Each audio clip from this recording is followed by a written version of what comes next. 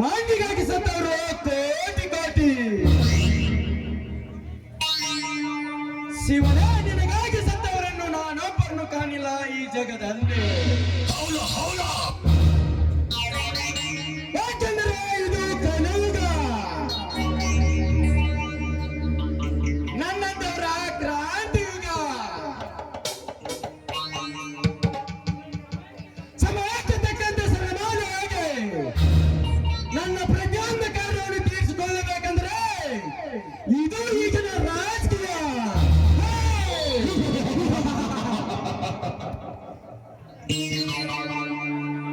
ಈ ರಾಜಕೀಯ ಕಾರಣದಲ್ಲಿ ಸಿಕ್ಕು ನನ್ನ ಗಂಟ ಕಾಲಲ್ಲಿ ಹುಡಿಯಾಗಿ ಬೀಳಬೇಕು. ನನ್ನಂತರ ಪ್ರತಿಯೊಂದು ಕಾರ್ಯವನ್ನು ಪೂರೈಸಿಕೊಳ್ಳಲೇಬೇಕು.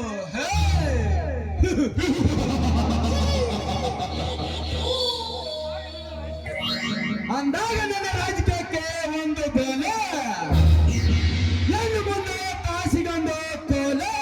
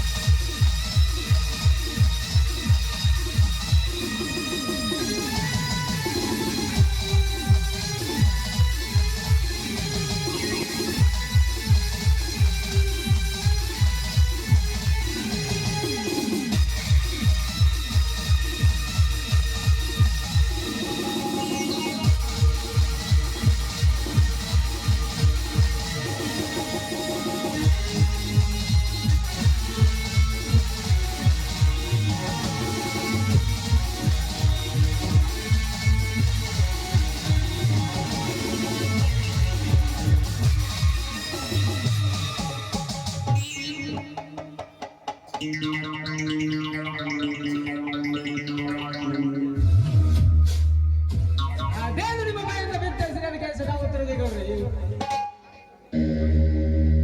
ಇವತ್ತಿನ ಈ ಸಂತೋಷದ ಸಂಭ್ರಮಕ್ಕೆ ಗೆಳೆಯರ ಪಾರ್ಟಿ ಮೀಟಿಂಗ್ ಕರೆದಿದ್ದನಲ್ಲ, ಅವರು ಯಾರು ಒಬ್ಬರು ಕಾಣ್ತಾ ಇಲ್ಲ.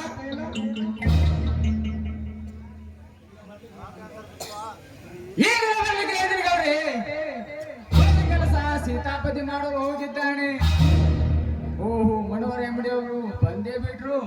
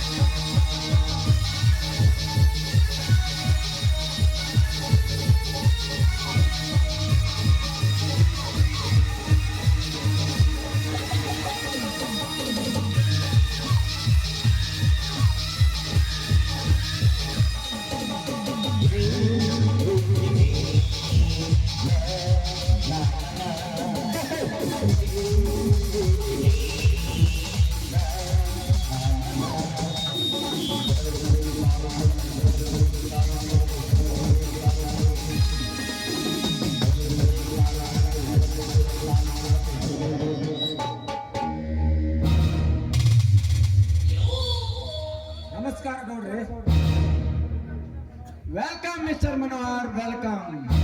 ನಿಮಗೆ ಈ ಪಾರ್ಟಿಗೆ ಬಂದಿದ್ದಕ್ಕೆ ಆತ್ಮೀಯ ಸ್ವಾಗತ. ಸಂತೋಷ. ಈ ನಿಮ್ಮ ಮಾತಿಗೆ ನಾನು ತುಂಬಾ ಆಭಾರಿಯಾಗಿದ್ದೇನೆ. ಎಷ್ಟೇ ಕಮಲಾರ, ನೀನು ಮಾಡಿದ ಕೆಲಸಕ್ಕೆ ನಿನಗೆ ಮುಂದಿನ ದಿನ ಮಾಡಿದಲ್ಲಿ ನಿನ್ನ ಹೆಸರಿಗೆ ಒಂದು ಶುಗರ್ ಫ್ಯಾಕ್ಟ್ರಿ ಬರ್ತಾಯಿದ್ದೀನಿ. ಓಕೆ ಓಕೆ ಇರಲಿ ಬಿಡಿ ಸರ್. ಯಾವ ದೊಡ್ಡ ಕೆಲಸ ನಾನು ಮಾಡಬೇಕಿದ್ದ ಕೆಲಸ ಇನ್ನೂರು ಅದು ಬಹಳಷ್ಟಿದೆ. ಬರೀ ಆಶೀಷರಿಗೆ ಮದುವೆ ಮಾಡಿ ಆ ಧರ್ಮರಾಜ ಬೇರನ್ನು ಹೊರ ಹಾಕಿದ್ರೆ ಅಷ್ಟಕ್ಕೆ ನಮ್ಮ ಕೆಲಸ ಮುಗಿದಂತೇನು ಇಲ್ಲ. ನೀವು ಇಷ್ಟಕ್ಕೆ ತೃಪ್ತಿ ಪಡಬೇಡಿ ಗೌಡ್ರೆ. ಹೌದು ಮನೋರ, ಹೌದು. ಆ ಬೀರ ನನ್ನ ಕಾಲಲ್ಲಿ ಹುಡಿಯಾಗಿ ಬೀಳಬೇಕು. ಆ ನಂತರ ನಾವು ಬಯಸಿಕೊಂಡ ಭೂಮಿ ನನ್ನಂತೆ ಆಗಬೇಕು. ಅಂದಾಗ ನನಗೆ ತೃಪ್ತಿ. ಅಲ್ಲಿವರೆಗೆ ನನಗೆ ನೀತಿ ಇಲ್ಲ, ನೀರಡಿಕೆ ಇಲ್ಲ.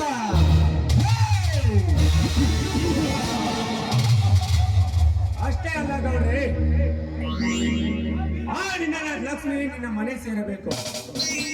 ನನ್ನ ಹೆಂಡತಿ ಹೇಳಿದಾಗ ಆ ಬೀರ ನಿನ್ನ ಮನೆ ಸೇರಿದಾಗ ಅವನ ಹೆಣ ನಿನ್ನ ಮನೆಯಲ್ಲೇ ಆಗಬೇಕು. ಅಂದಾಗ ನಾವೆಲ್ಲ ಪಾರ್ಟಿ ಮಾಡೋಣ.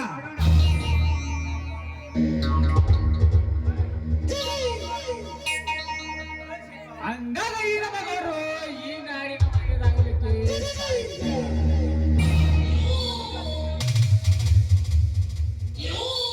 ಹೌದು. ಆ ಮಂಗಳ ಸ್ಥಿತಿ ಆ ಬೀರನಿಗೆ ಬರಲೇಬೇಕು. ಅದೇ ನಿಮ್ಮ ತಂಗಿಯಾದ ಲಕ್ಷ್ಮಿಯನ್ನು ಹತ್ತು ತಂದು ನಿಮ್ಮ ಮುಂದೆ ಹೆಸರೇ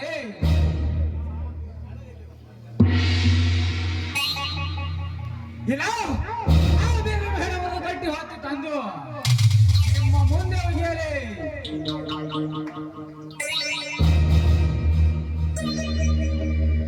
ಇಲ್ಲ. ಅವರಿಗೆಲ್ಲ ಒಂದು ಬೆಂಕಿ ಹಚ್ಚಿ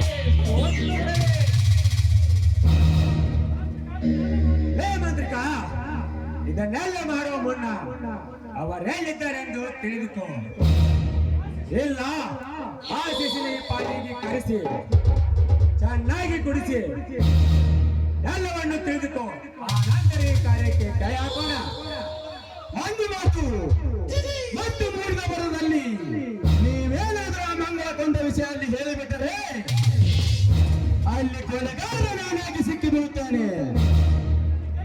ಅದಕ್ಕೆ ನೀವು ಹೇಳಿದ್ರಿ ಆ ಶಿಶುಗಳನ್ನು ಮಾಡಿರುವಾಗ ನಿಮಗೆ ಆ ಚಿಂತೆ ಬೇಟೆ ಬಿಡಿಯದನು ಆ ಕಾಸುವೆ ಬೈದೆ ಅಪ್ಪಳಿಸರು ಈ ಭೂಮಿ ಎಡಭಾಗ ಆದರು ಆ ಶಿಶುಗಳ ನಮ್ಮ ಮಾತು ತಪ್ಪಲಾರ. ಹೌದು, ಆ ಶಿಶಿನ ಅಧಿಕಾರವೇ ನನ್ನ ತಂಗಿ ಕೈಲಿರುವಾಗ ಅಂಜುವ ಅಗತ್ಯವಿಲ್ಲ. ಸೀತಾಪತಿ, ಬೇಗ ಕರೆದಿ ಪಾರ್ಟಿಗೆ ಚಾಲನೆ ಕೊಡು.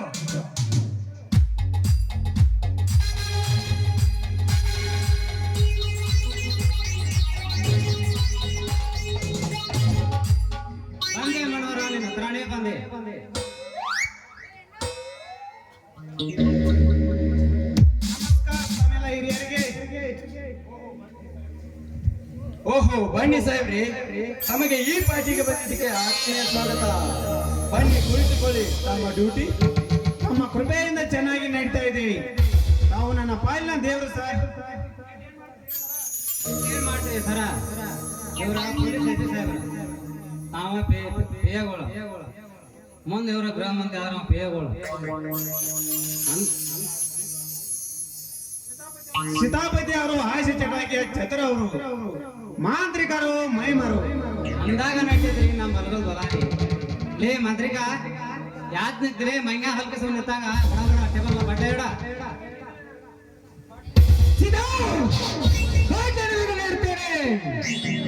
ಹೆಂಗ ಕೂಡ ನಂತರ ಹೆಣ್ಣು ಎಲ್ಲಿ ಸೀತಾಪತಿ? ಹೆಣ್ಣಿಯಲ್ಲಿ ಈಗ ಸದ್ದ ಬರೈ ತೋರ್ಲಿ ಎಂದ ಕೊಂಡ್ ನಡಿ.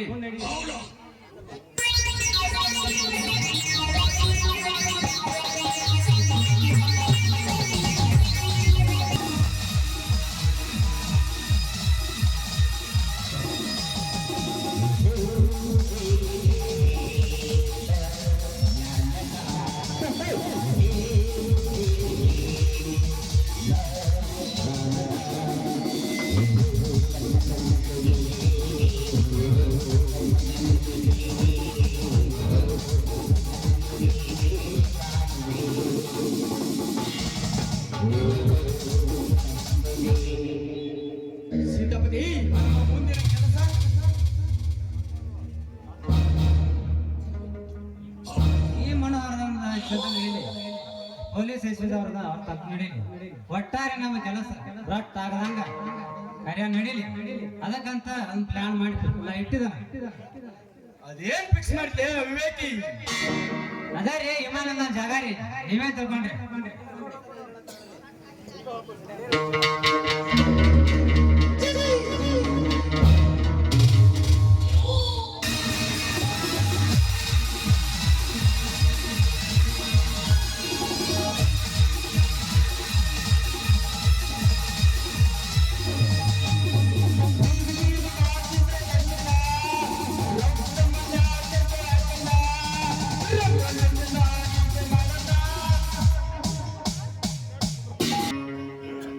ಹರಿಯ ಸೇವೆ ಕುರಿಗಳ ಸೇವೆ ಎಂದು ನಾನು ಈ ಬುತ್ತಿ ಕೈಯಲ್ಲಿ ಹಿಡಿದಾಗಲೇ ತಿಳಿದು ನಾನು ಶಾಲೆ ಕಲಿತರ ನಿಜ ಅರ್ಥ.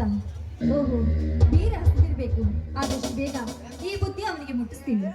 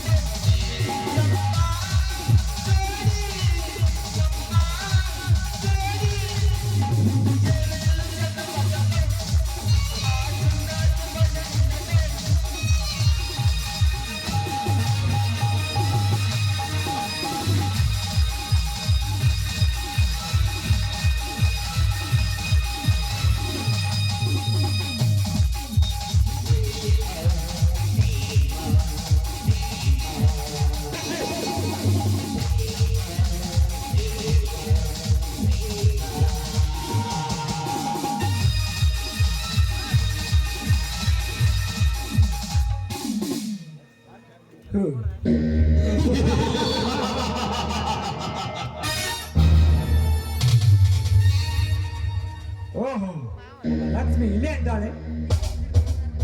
ಮಾಂತ್ರಿಕಗಳನ್ನು ಹೊತ್ತು ಮುನ್ನ ನಾನಿವಳ ಶೀಲ ಕದಿಯಲೇಬೇಕು.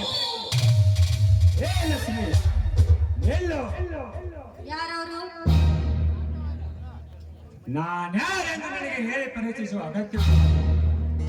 ಬಹುದಿನದಿಂದ ಕಾಯ್ದು ಕುಳಿತು ಕೆಂಗಾಟ ತುತ್ತರಿಸಿಗಾಗಿ ನಿನ್ನ ತೊಂದರೆ ಬುದ್ಧಿಯನ್ನು ಒಂದು ಹಸುವಿನಿಗಿಸಿಕೊಳ್ಳಲು ಬಂದಿರುವೆ. ಕಾಡಿನ ದಾರಿಗೆ ನೀನೇಕೆ ಬಂದಿಯೋ ಆದಮ್ಮ? ನನ್ನ ಗಂಡನಿಗಾಗಿ ನಾನು ಬುತ್ತಿ ತೆಗೆದುಕೊಂಡು ಹೋಗ್ತಾ ಇದ್ದೀನಿ. ಸುಮ್ಮನೆ ಹೊರಟು ಹೋಗ್ಲಿಲ್ಲ. ಮನೆಗೆ ಹಸಿದವನ ಭಿಕ್ಷುಕ ಹಾಗೆ ಹೋಗುವನೆ ಸಾಧ್ಯವಿಲ್ಲ. ನೀಡಿಸಿಕೊಂಡು ಉಂಡು ಹೋಗುವುದೇ ಅವನ ಕೆಲಸ. ಯಾಕೆಂದರೆ ಈ ಬುದ್ಧಿಗಿನ ಗಂಡನಿಗೆ ಮೀಸಲಿಟ್ಟಿದ್ದು ಅಲ್ಲ, ಅವನೆನ್ನು ನಿನ್ನ ಕೊರಳಿಗೆ ತಾಳಿಯನ್ನು ಕಟ್ಟಿಲ್ಲ. ಇದನ್ನು ನಾನೇ ಒಂದು ತೀರುವೆ ಬಾರಲೇ ಬಾ. ಏಯ್! ನನ್ನ ಗಂಡ ತಾಳಿ ಕಟ್ಟುವ ಸಮಯ ಸಮೀಪ ಬಂದಿದೆ. ನಮ್ಮ ಮಾನವರ ಆಜ್ಞೆಗಾಗಿ ಇನ್ನು ಸ್ವಲ್ಪ ತಡ ಹಿಡಿದಿದೆ. ಯಾಕೆ ಗೊತ್ತಾ? ನಿಮ್ಮೆಲ್ಲರ ಪಾಪದ ಕೂಡ ಇನ್ನು ತುಂಬಬೇಕಲ್ಲ. ಅದಕ್ಕಾಗಿ ನಮ್ಮವರ ಕೈಯಿಂದಲೇ ರಣಕಾಳೆ ತೊಡಗಬೇಕಾಗಿದೆ.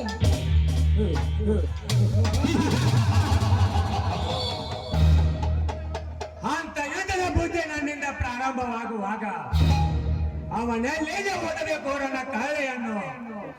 ಇವನು ಚಲದಾಂತಕ ಮಲ್ಲ.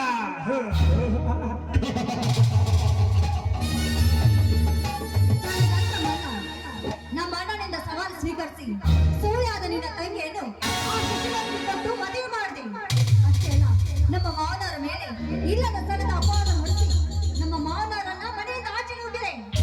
ಈ ರೀತಿ ಕೆಲಸ ಮಾಡಿದಿಲ್ಲ, ನಾಚಿಕೆ ಆಗೋದಿಲ್ಲ ನನ್ನ ಗಂಡು ಜನ್ಮಕ್ಕೆ.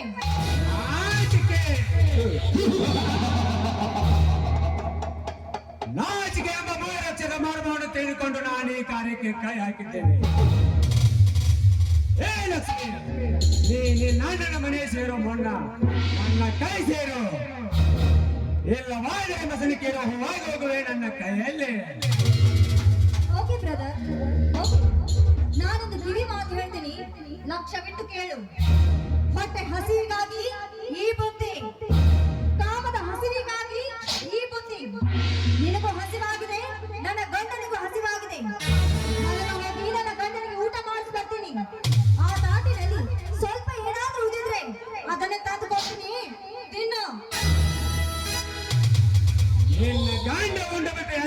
ಬಂಡೇದು ಹೇಸಿ ಹಣ್ಣು ನೀನೇನ್ ಮಾಡ್ತಾ ಇದ್ದ ಅದನ್ನೇ ನನ್ನ ಗಂಡ ಉಂಡ ಬಿಟ್ಟ ಎಂಜಲವನ್ನೇ ನೀನ್ ಬಯಸ್ತಾ ಇದೆಯಲ್ಲ ಬೇವರ್ಸಿ. ಏ ಲಕ್ಷ್ಮಿ, ಮಾತಿಗೆ ಮಾತು ಬೇಸಿ ನನ್ನ ಕೇಳಿಸಿದೆ ಆ ಎಣ್ಣೆ ನಾಡಿಗೆ ಶೀಲಕತೆಯಲ್ಲೇ ಬಿಡಲಾರೆ. ಆರಲೇ ಬಾ ನೆನೆಸುವ ನಿನ್ನ ಕುಲ ದೇವರನ್ನು.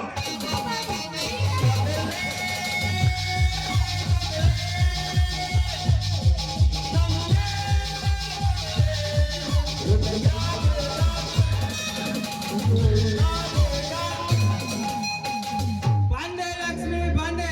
ಲೇ ಬರ್ಬರ್ಕಮ್ಮನವರ, ಮತ್ತೆ ನನ್ನ ಮಾಡ್ತಿದ್ದ ಮೇಲೆ ಬಂದೆ ಆ ಮಗನೇ. ಏಸಾದ್ರೂ ನಿನ್ನ ಪ್ರಾಣ ತೆಗೆದು ಬಿಡಲಾರೆ. ಪ್ರಾಣದ ಹಂಗ ತೊರೆದವ ಸಂಘ ಬಯಸಿದ್ದೀನಿ ಲೇ ಬೇಡ.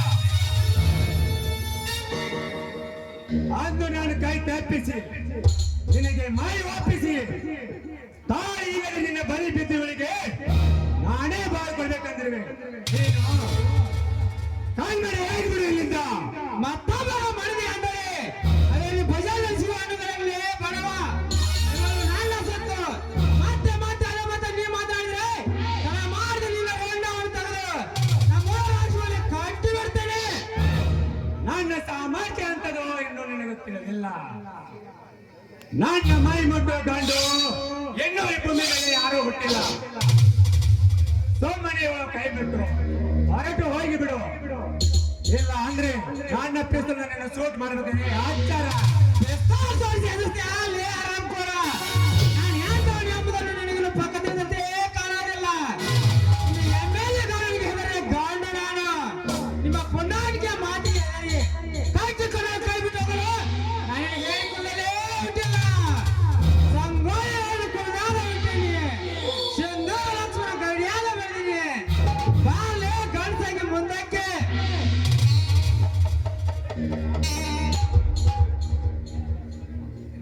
ಸಾಧ್ಯವಿಲ್ಲ. ನೀನು ಉಳಿದಲೇ ಬದುಕಿರಬಾರದು. ಯಾಕಂದ್ರೆ ನನ್ನ ಸೂರ್ಯನು ನನ್ನ ತಮ್ಮನ ಕಳಿಸಲ್ಲ. ಅದಕ್ಕೆ ನಾನೀಗ ಭೀಮನ ದುಶ್ಯಾಸನ ಎದೆ ರಕ್ತ ಕುಡಿದಂತೆ ನಾನು ಎದೆ ರಕ್ತ ಕುಡಿಯಲಿ. ಇಲ್ಲ ದುರ್ಯೋಧನ ಭೀಮ ಮುರಿದಂತೆ ನಾನು ಇವತ್ತಿನ ವಾದ್ಯ ಬರೆಯಲಿ. ಇಲ್ಲ ಕಾಂತಿಯಲ್ಲಿ ರಾವಣ ಶ್ರೀರಾಮದಂತೆ ರೋಂಡವನ್ನು ತಗಡೆ ಬಿಡಲಿ. ಸ್ವಾಮಿ, ಇದೊಂದು ಸಾರಿ ಅವನನ್ನ ಕ್ಷಮಿಸ್ಬಿಡಿ. ಕೈ ಬಿಡು ಲಕ್ಷ್ಮಿ. ಎತ್ತಿದ ಕೈಯನ್ನು ತ್ಯಾಗಿಸಲು ಸಾಧ್ಯವಾಗುವುದಿಲ್ಲ. ನೋಡಿ, ಅವನ ಮೇಲೆ ಕೈ ಮಾಡ್ತೀನಿ ಅಂತ ಹೇಳಿದ್ರೆ ನನ್ನ ಮೇಲೆ ಆಣೆ ಇತ್ತು. ಚೇಚೆ, ಆ ಮಾತಕ್ಕೆ ನಿನ್ನಿಂದಲೇ ಆಗ್ತಿದ್ದಾನ ಕರ್ತವ್ಯವನ್ನು. ಚೇಚಿ, ಹಾಗೆಲ್ಲ ಹೇಳ್ಬೇಡಿ. ಕಲಿಯದವ್ರಿಗೆ ಕಲಿತವಳಾದ ನಾನು ಕಲಿಸೋದು ನನ್ನ ಕರ್ತವ್ಯ. ಮೇಲಾಗಿ ಮಾನವರ ಆಜ್ಞೆ ಆಗುವರು ನೀವು ಈ ಕೆಲಸ ಮಾಡ್ಕೊಡ್ದು. ಬನ್ನಿ, ಹಸ್ದಿರ್ಬೋದು. ನಿಮಗಾಗಿ ಊಟ ರೆಡಿಯಾಗಿದೆ. ಅಷ್ಟೇ ಅಲ್ಲ, ಕೊರಿ ಮರಿಗಳು ಕೂಡ ನಿಮ್ಮ ದಾರಿಯಲ್ಲಿ ಕಾಯ್ತಾ ಇದ್ದಾವೆ. ಹಾಗಾದ್ರೆ ಹಾಡುತ್ತಾ ಕುಳಿತ ಹೋಗೋಣ ಬಾ.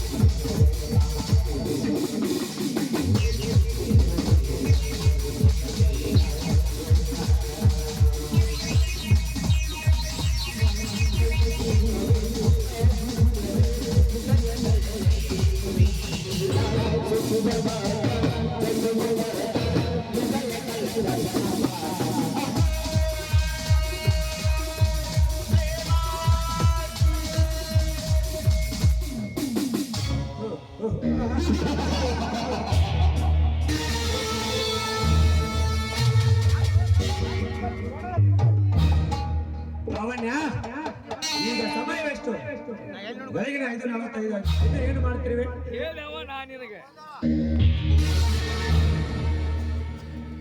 ಏನಿಲ್ಲ ರಾಜ, ಎಲ್ಲ ಹಣ ಆಭರಣವನ್ನು ರಾತ್ರಿ ಹಾಕಿ ರೆಡಿ ಮಾಡ್ತಾ ಇದ್ದೇವೆ.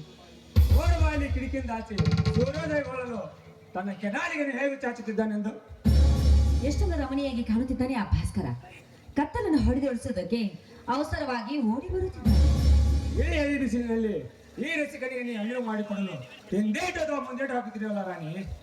ಇಲ್ಲ ರಾಜ, ಪ್ರತಿ ಹೆಜ್ಜೆ ನಾನು ನಿಮ್ಮ ಜೊತೆ ನಡೆಯುತ್ತೇನೆ. ಬೇಗ ಹೋಗೋಣ ಬನ್ನಿ, ಇಲ್ಲಾಂದ್ರೆ ನಮ್ಮ ಯಜಮಾನರು ಬಂದ್ಬಿಡ್ತಾರೆ. ಕ್ಷಣಾರ್ಧದಲ್ಲಿ ಇಲ್ಲಿಂದ ಯಾರಿಗೆ ಕಾಣಲಾಗಿ ಹೋಗಿ ಬಿಡೋಣ. ಆದರೆ ನಿನ್ನ ನಗುವಿನ ನೋಟ, ಸುಂದರ ಮೈ ಮಾಟ ಹೀಗೆ ತುಟಿ ಕಚ್ಚಿ ನಿಲ್ಲಬೇಕೆನಿಸುತ್ತಿದೆ ಕಣ್ಣೆ. ಅಂದ್ರೆ ನಾನು ಅಷ್ಟೊಂದು ಸುರಸುಂದರಿ ಏನು? ಹೌದು ಕಣೆ, ಸೌಂದರ್ಯದಲ್ಲಿ ಶಿಲಾಬಾಲಕಿ, ನೃತ್ಯದಲ್ಲಿ ರಂಭೆ ಮೇಣಕಿ, ವ್ಯಕ್ತಿಯಲ್ಲಿ ಜ್ಞಾನ ದೇವತೆ, ಪ್ರತಿ ನೀ ಕೊಡುವ ಮತ್ತು ಪಂಚಾಮೃತ ಬೆರೆತ ಅನ್ನದ ತುತ್ತು, ಆ ಮುತ್ತಣ್ಣಮ್ಮೀಗ ನನಗೆ ಒತ್ತು. ಆಯ್ತು ರಾಜ.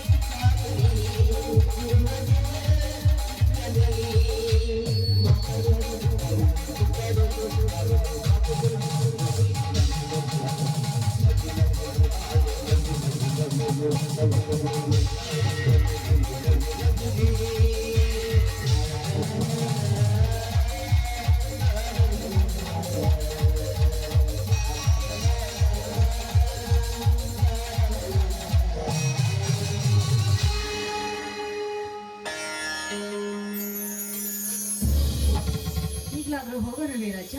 ಹೋಗೋಣ. ಸರಿ ಆಯ್ತು.